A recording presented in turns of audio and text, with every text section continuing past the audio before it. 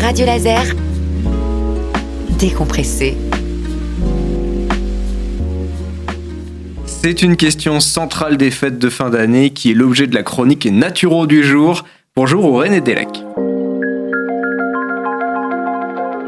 Simon et chers auditeurs, j'espère que vous avez passé un bon Noël, que vous avez apprécié ces moments en famille.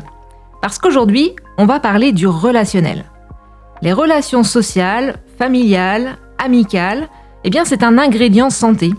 C'est indispensable pour notre équilibre général puisque la santé est composée de 3 axes. L'axe physique, l'axe émotionnel et l'axe relationnel.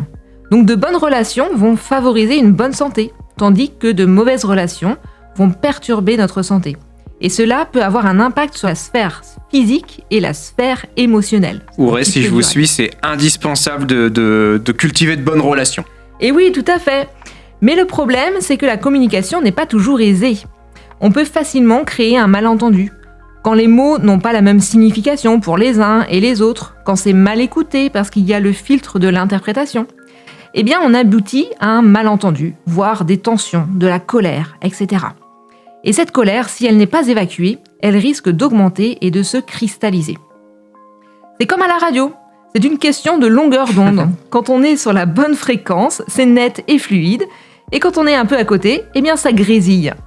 Donc moralité, veillez à bien choisir vos mots, votre vocabulaire, essayez d'avoir une parole précise pour éviter au maximum les malentendus et bénéficier du potentiel que les bonnes relations apportent à notre santé. Comme le dit le 4e accord Toltec, que ta parole soit impeccable. Cette période où on est entouré de notre famille, des amis, est propice à cultiver nos liens. Alors je vous souhaite une belle fin d'année, portez-vous bien et à l'année prochaine. Merci Aurène, on a hâte de vous retrouver. Et puis évidemment, la naturopathie pourrait bien nous aider en 2022. D'ailleurs, on attaquera l'année en parlant de santé.